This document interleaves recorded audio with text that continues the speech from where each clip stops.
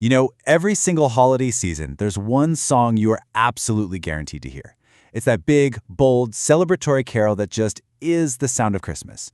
But what if I told you that familiar tune is way more than just a song? What if it's actually a really profound, centuries-old invitation? Well, that's what we're going to get into. I mean, you know these words. You've probably sung them 100 times. It's this powerful call that you hear everywhere, in churches, blasting from speakers in the mall, even in Christmas movies.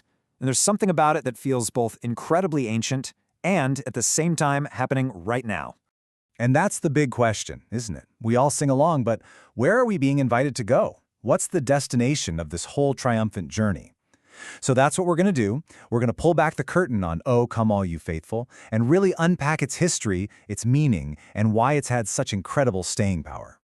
All right, so to really get this, we've got to rewind the clock way back before the English words we all know and love even existed.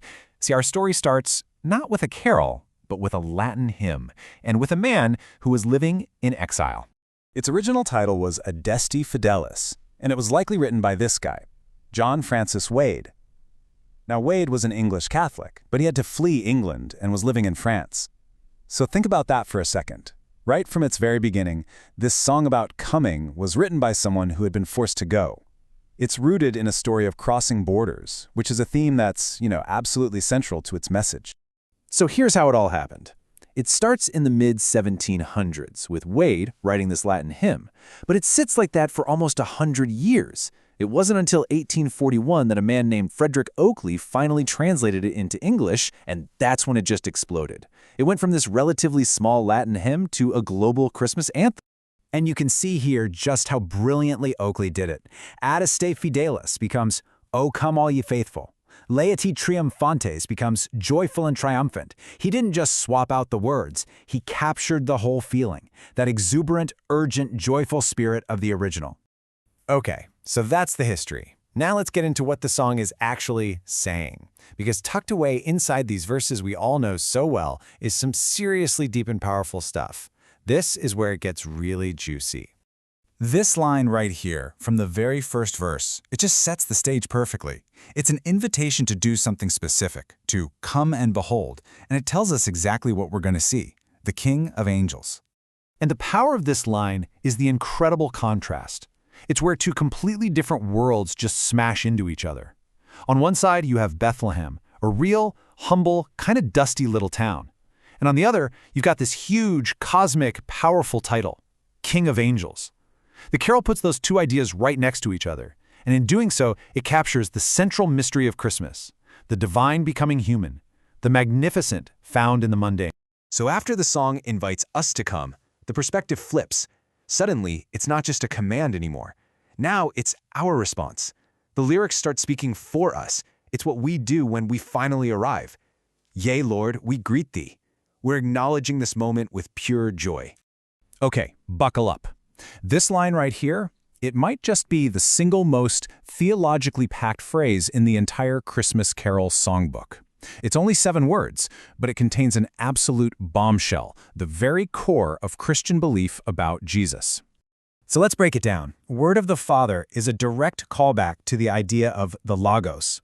It's this concept from the Gospel of John that means something like the divine reason, the very expression of God.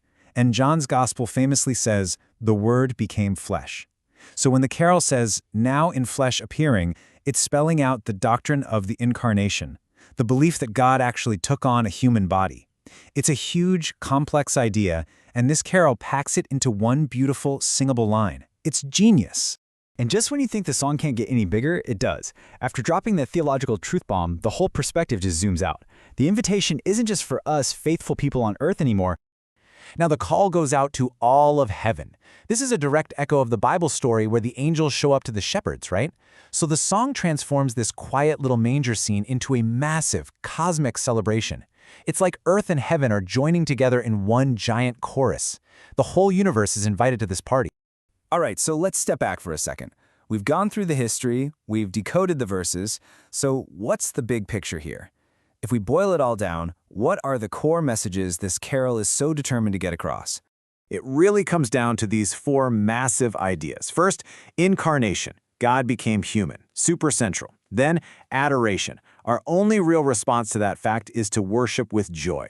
Third, universality. This isn't an exclusive club. The invitation is for everyone, everywhere on earth and in heaven. And finally, and this is so important, triumph. Just remember how the carol starts, joyful and triumphant. This isn't just about a sweet little baby. It's about celebrating a victorious king. So, all of this brings us to the big why. Why has this song stuck around for almost 300 years?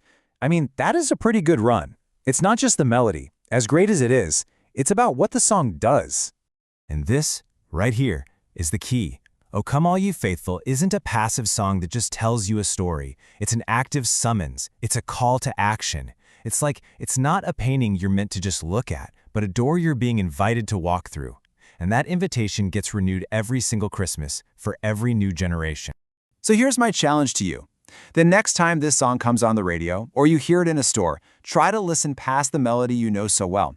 Hear it for what it really is, an invitation, a call to journey to the heart of the story, to respond with awe, and to celebrate a triumph. And that leaves us with one last thing to chew on. The carol's original invitation was to a physical place, Bethlehem. But for us, today, who are the faithful being called?